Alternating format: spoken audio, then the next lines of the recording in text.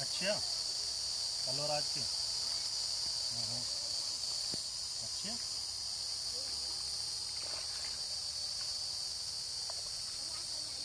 साथियों, इस समय डिवाई विधानसभा क्षेत्र के ये करण सिंहपुर गांव पड़ता है और यहाँ पर हैं और पूरे क्षेत्र में हम लोग घूम रहे हैं। साथियों, एक चीज़ आप लोगों को स्पष्ट दिखाना चाहते हैं हम लोग। इस समय जो समय है लगभग 1 से 1:30 बजे का समय है और ये जो बच्चे हैं, आपने देखा होगा, ने थोड़ा सा दिखा के, ये बच्चे इतना मतलब पूरा ये लगाते हुए जो धान है सुबह से लगाते हुए यहाँ तक पहुँचे हैं।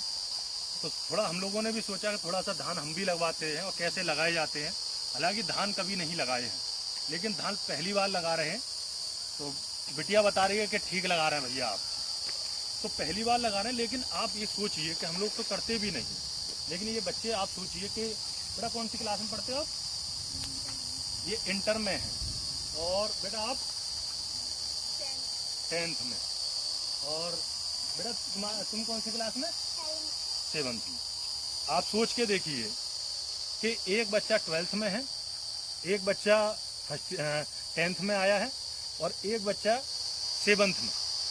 अब आप सोचिए कि पूरा परिवार, जो बच्चों के पढ़ने लिखने की उम्र होती है, उसमें आप देखेंगे पूरे क्षेत्र में, मैं आपको चाहे सैकड़ों वीडियो दिखा सकता हूँ, पूरे क्षेत्र में धान रोप रहे हैं इस समय। और सरकार भी कहीं ना कहीं इसी प्रकार से चाहती है कि ये लोग धान रोपें, मेहनत मजदूरी करें, जिससे इनका जो जीवन है बस यहीं तक गुजर बसर हो सके, इससे ज़्यादा ना पढ़ पाएँ, अनपढ़ रहें। क्योंकि आपके इस क्षेत्र के, अगर मैं इस बुलंदशहर ज़िले की बात करूं तो बुलंदशहर ज़िले में ही, बुलंदशहर ज़िले की बात करूं तो बुलंदशहर ज़िले में ही आप देखेंगे कि बुलंदशहर ज़िले में लगभग 53 जो प्राथमिक विद्यालय हैं वो बंद होने वाले हैं।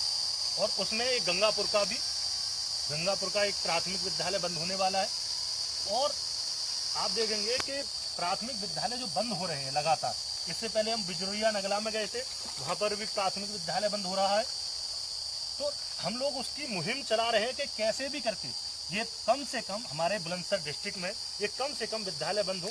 क्योंकि आप देखेंगे अपने डिवाई विधानसभा की साक्षरता की बात करूं तो यहाँ पर साक्षरता दर 58% है। जो आप सोचिए कि हमारे भारत को आज़ाद हुए भी 75 वर्ष हो चुके हैं, तो कम से कम जो अगर राष्ट्रीय साक्षरता की बात करें तो वो भी 74% है। उस 74% से भी हमारे पूरे विधानसभा क्षेत्र की अगर आप बात करेंगे 58%, जिसमें 44% बच्चे पढ़ पाते हैं, यानी कि जो गर्ल्स हैं, और जो पुरुष हैं उनकी साक्षरता है लगभग 64%। तो दोनों को मिलाकर देखा जाए तो कहीं ना कहीं 71% पुरुषों की है और जो लड़कियों की है वो 44%, यानी कि आधे से भी कम जो बच्चियां हैं वो नहीं पढ़ पा रही हैं इस क्षेत्र में।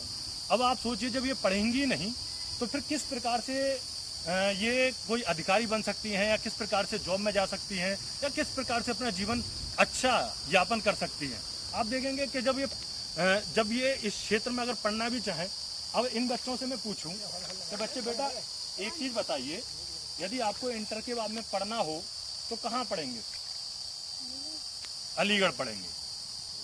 और आप सोचिए, हाँ, अब आप सोचिए अगर इनको देखिए, अब ये दो बच्चे हैं, पेरेंट्स हैं, 7 बीघा जमीन है, इसमें से हो सकता है एक बच्चे को तो पढ़ा भी दें अलीगढ़, चलिए, और उसको भी पढ़ाना है जो बच्चा है, तो क्या सभी बच्चों को ये अलीगढ़ भेज सकते हैं? हमारे क्षेत्र में समस्या बनी हुई है कि आज तक एक राजकीय महाविद्यालय का ना बन पाना, जहाँ पर ये जाकर के बच्चा बीए तो कम से कम जो बीए कर सके, बीएससी कर सके, एमएससी कर सके, पीएचडी कर सके, बीटेक कर सके, लॉ सभा में उठाई जाती है ना। हमारे यहाँ के जो सांसद हैं, जिनको 11 वर्ष बने हुए हो चुके हैं, उन्होंने भी कभी भी लोकसभा में इस बात को नहीं रखा कि भाई हम जिस जगह का नेतृत्व कर रहे हैं, जिसकी जिम्मेदारी हमें लोगों ने दी है, अपना मत दिया है, तो कम से कम उनके भले के लिए, हम उनके बच्चों की पढ़ाई लिखाई के लिए कम से कम एक महाविद्यालय खोलें इस क्षेत्र में। हालांकि सुनने में आया था कि सतोहा आपके यहाँ पर एक राजकीय महाविद्यालय आ रहा है गर्ल्स के नाम से, लेकिन वो बस कागजों पर आया, सुर्खियों में चला, उसके बाद में वो खत्म हो गया। और अब मात्र 1.5 वर्ष बची है यहाँ विधायकी को भी, और अभी शुरुआत हुई है, 11 वर्ष हो चुके हैं आपके सांसदी को, लेकिन वो स्कूल नहीं आया है जिसका राजकीय महाविद्यालय की बात हो रही थी कि राजकीय महाविद्यालय आने वाला है।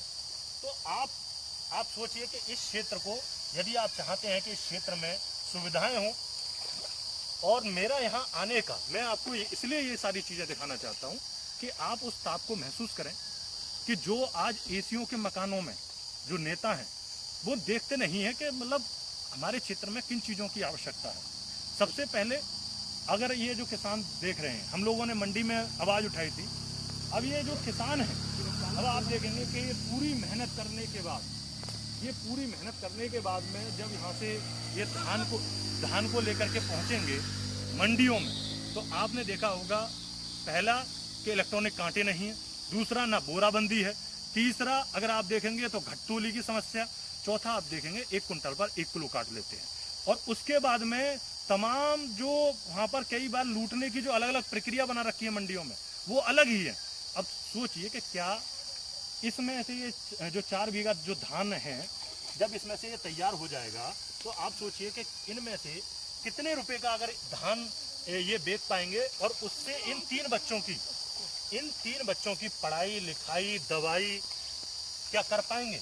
आप एक बार विचार कीजिए इस बात को कि इस क्षेत्र के ये जो बच्चे हैं, क्योंकि लगातार ये आपको पता है कि इसमें करीब 88% गाँव में निवास करने वाले लोग हैं जो मेहनत मजदूरी करते हैं, लेकिन आज इनके लिए ना तो शिक्षा की व्यवस्था है इस पूरे क्षेत्र में, ना इस पूरे क्षेत्र में उनके लिए ऐसा कहीं जहाँ पर अगर कोई घटना हो जाए, कोई बच्चे को कोई दिक्कत हो जाए तो उसको भी लेकर के कहाँ भागना पड़ता है, अलीगढ़।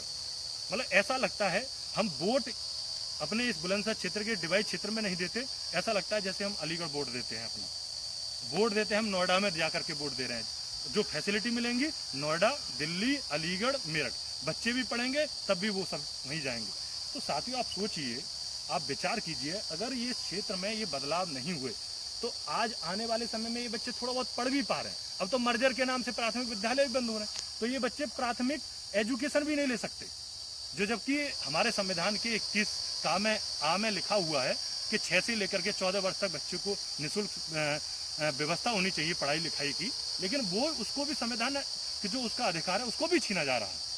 और आप सोचिए अधिकारी कैसे बनाए जा रहे हैं, बीएसए के अधिकारी रिंकू सिंह जो एक क्रिकेटर हैं, हालांकि इनको क्या चाहिए, बस खाली इनको दिखाना है कि कैसे भी करके उत्तर प्रदेश में माहौल बने। और रिंकू सिंह जो खुद स्वयं 8वीं 9वीं तक पढ़े हुए हैं, क्या इनको कोई अगर उनको कोई पद देना था तो किसी अन्य विभाग में दे देते। अच्छा क्रिकेट खेलते हैं, हम उनकी प्रतिभा पर कोई टीका टिप्पणी नहीं कर सकते, अच्छा खेलते हैं सब लोग जानते हैं, लेकिन तुम बीएसए का एक अधिकारी बना रहे हो जिसकी पावर डीएम के बराबर होती है। और रिंकू सिंह आप लोगों ने क्या बना दिया, बीएसए अधिकारी, मतलब 8वीं 9वीं पास। तो ऐसा प्रतीत होता है स्कूलों को बंद करो, 8वीं पासों को अधिकारी बनाओ, स्वयं की एजुकेशन की पता नहीं है कि प्रदेश सरकार के जो मुखिया हैं, उत्तर प्रदेश के सरकार के जो मुखिया हैं, उनकी स्वयं की एजुकेशन कहती है, उनको भी नहीं पता है। और सच बताऊं तो क्षेत्र में भी इसी प्रकार से आप ऐसे नेताओं को चुन रहे हैं जिनकी एजुकेशन के बारे में आपको पता है कि जब स्वयं पढ़े लिखे नहीं होंगे तो वो पढ़ाई लिखाई पर क्यों फोकस करेंगे, क्यों वो प्राइमरी स्कूलों की, क्यों वो अब आप बात करेंगे क्यों वो यहाँ पर क्षेत्र में पुस्तकालय खोलेंगे, ना तो वो पुस्तकालय खोलेंगे ना बच्चों की पढ़ाई लिखाई। ये जो बेटियां हैं, वैसे एक तरफ तो कहते हैं बेटी बचाओ बेटी पढ़ाओ, बेटी ऐसे पढ़ पाएगी जब स्कूल बंद कर रहे हैं, क्षेत्र में एक भी महाविद्यालय नहीं है, तो ये बेटियां ऐसे पढ़ जाएंगी बस कहने से, स्लोगन कहने से। जैसे अभी आता है ना कॉलर ट्यून पे कि साइबर अपराध से बचने के लिए अमिताभ बच्चन का एक जब फोन लगाते हैं तो वो आता है कि साइबर अपराध से बचने के लिए आप OTP न दें, आप किसी लिंक ना करें, तो सिर्फ कहने भर से ही साइबर अपराध रुक जाएगा, या साइबर अपराध रोकने के लिए भी आप लोग कड़े इंतजाम करेंगे। लेकिन बात क्या है, बस सिर्फ कहने से बेटी बचाओ बेटी पढ़ाओ बस खाली, लेकिन काम हम लोग कुछ नहीं करेंगे कि हमें बेटी कैसे पढ़ानी है, ना कहीं प्राथमिक विद्यालयों में हम जाकर के सुविधाएं देंगे जहां पर जाकर के बच्चा पढ़ सके। लेकिन हम नारा बहुत बढ़िया देते हैं, उसमें हम नंबर 1 है, दिखाने में हमारी जो सरकार है वो नंबर 1 है, और जो क्षेत्र है वो क्षेत्र के जो नेता हैं वो भी नंबर 1 है। तो आप सोचिए कि किस प्रकार से अगर आप चाहते हैं कि किसी किसान का, किसी मजदूर का अगर आप दर्द महसूस कर सकें कि वो किस प्रकार से इस कड़ी धूप में, सामने देखिए एक बार उधर दिखाइए थोड़ा, वो माता जी हैं, पूरा दिन हो गया। अगर मैं आपको थोड़ी सी उनकी आंखें दिखाऊं, मैं उनके पास ही आपको लेकर के चलता हूं, उनकी आंखें दिखाऊंगा मैं आपको कि कितनी मतलब धूप और ताप से कितनी लाल हुई पड़ी हैं, और लगातार काम करना पड़ता है इस खेती के लिए। कि कैसे भी इन बच्चों का लालन पालन हो, इन बच्चों की पढ़ाई लिखाई सही हो, तब जाकर के ये बच्चे थोड़ा सा कुछ बन जाएं। हमारी तरह इस खेत में इसी प्रकार से हमने पूरा जीवन निकाल दिया इस खेत में काम करते करते, तो इन बच्चों का भविष्य भी अंधकार में ना हो, इसलिए मेहनत करते हैं। हर पेरेंट्स, हर पिता चाहता है, हर माता चाहती है कि हमारे बच्चे पढ़ें, लेकिन आपको जब व्यवस्था ही नहीं होंगी, कहीं यहाँ पर पुस्तकालय नहीं होंगे जहाँ पर ये जाकर के बच्चा पढ़ सके, यहाँ ना कोई लाइब्रेरी है, ना कोई ऐसा महाविद्यालय है, अगर ये गलती से इंटर तक पढ़ गए, बस पढ़ गए, इसके बाद में हो सकता है ये आगे ना पढ़ पाए। ये बहुत बड़ी समस्या है। और अगर आप देखेंगे ना क्षेत्र में कोई रोजगार है, ना रोजगार पर बात होती है कि कम से कम कि भाई हम 5 साल में रहे, 5 साल में हमने 5,000 परिवारों को या 10,000 परिवारों को रोजगार दे पाई, ना कोई छोटे छोटे रोजगारों की तो बात ही नहीं चलती। तो ये चीज़ें हैं, अगर आप इन चीज़ों को समझते हैं, और मैं तो युवाओं से भी कहूँगा, जो युवा जागरूक हैं वो थोड़ा सा मदद करें, अपने क्षेत्र में इंफ्रास्ट्रक्चर लाना है। यह सवाल तो कम से कम इन नेताओं से पूछ सकते हैं जो आज बड़ी बड़ी गाड़ियों में घूम रहे हैं, जिनके पास में कोई प्लानिंग नहीं है। हाँ, जब इलेक्शन आएगा तो ये जैसे ये माता जी बैठी हैं, ये दादा हैं यहाँ पे काम कर रहे हैं, तो इन्हीं के इसमें घुस करके इनके पैर छुएंगे, बस वोट दे दीजिए कोई योगी के नाम पर, मोदी के नाम पर, 5 किलो राशन के नाम पर, बस इनके नाम पर आप इनको हमको वोट दे दीजिए। और जैसे वोट हो तो फिर यहाँ से गाड़ी जाएगी इसी रोड से सनसन आती हुई, बिल्कुल रुकेगी नहीं, देखेगी भी नहीं कि यहाँ पर खेत में कौन लग रहा है। तो ये क्षेत्र के हालात हैं। आज आपको मैं थोड़ा सा रियलिटी और दिखाना चाहता हूँ कि कितना मेहनत लगता है।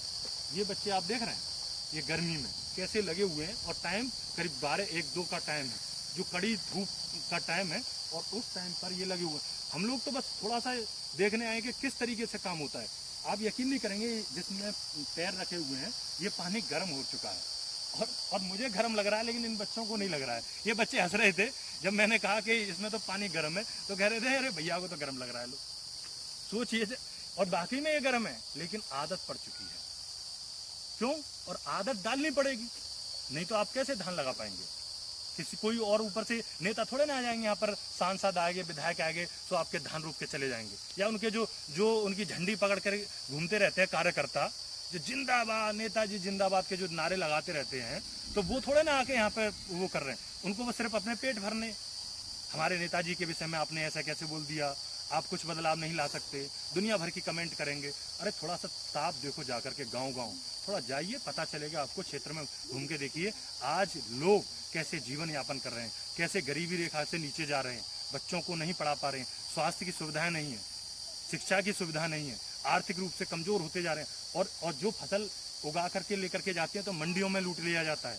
छोटे मोटे विवाद अगर कहीं हो जाते हैं, आज दबंग लोग मिलकर के जमीनें लूट लेते हैं, तो उनकी थानों में जाकर के सुनवाई नहीं होती।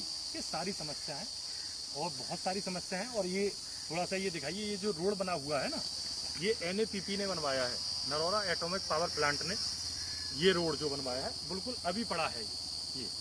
और ये जो बनवाया है, ये 16 किलोमीटर से 20 किलोमीटर का जो एक दायरा रहता है NAPP का, कि इसमें हम लोग शिक्षा के क्षेत्र में काम करेंगे। इसमें हम बच्चों के स्कूल, विद्यालय या मतलब उनकी पुस्तकालय, इस चीज़ पे काम करेंगे, उनके स्वास्थ्य पे। और ये रोड पड़वाया है। अब इसको ग्राम प्रधान हो सकता है अपना कह दे कि हमने पड़वा दिया, चाहे इसको विधायक कह दें कि हमने पड़वा दिया रोड को, हो सकता है सांसद कह दें कि देखो हमारे कारण इस क्षेत्र का विकास हुआ है, या फिर NAPP कह दे। कई बार क्या होता है, NAPP भी कर देती है वो काम, और उसके बाद में विधायक का भी पत्थर लग जाता है, फिर उसके बाद में सांसद का भी पत्थर लग जाता है, और उसके बाद में ग्राम प्रधान भी कह देता है मैंने कराया है।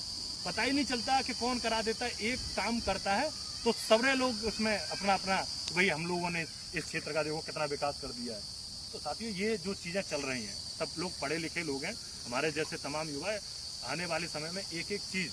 और कभी आपने देखा कि जो विधायक निधि या संसद निधि आ रही है, हर साल 5 करोड़ रुपए आते हैं, और 5 साल में 25 करोड़ आते हैं, उसका ब्यौरा कभी आपने लिया है कि ये रुपया कहाँ पर खर्च हुआ?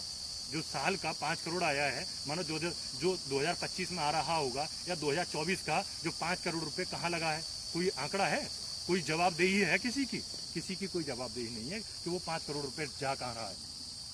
और जो साल में मिलता है, अब तक तो कम से कम 15 से 20 करोड़ रुपए लग गया है। अब वो 15 से 20 करोड़ रुपए कहाँ लगा है उसका लेकिन कोई दिक्कत नहीं, हम लोग युवा हैं, हम लोग सब पता कर लेंगे कि रुपया कहाँ लगा है। ये हमारा। तो साथियों, यही चीज़ है। थोड़ा सा बात वीडियो बनाते बनाते देखो बच्चे कहाँ तक निकल गए, थोड़ी बहुत देर में ये भी कर देते हैं। और चलिए थोड़ा सा आपको थोड़ा सा इनका भी दिखाएं, माता जी का। उधर देखिए और कितनी देर से बैठी हैं, थोड़ा सा उनको भी दिखाते हैं। बेटा पढ़ना है आप सब लोगों को, है हम लोग आप सब लोगों के लिए प्रयास कर रहे हैं पूरा।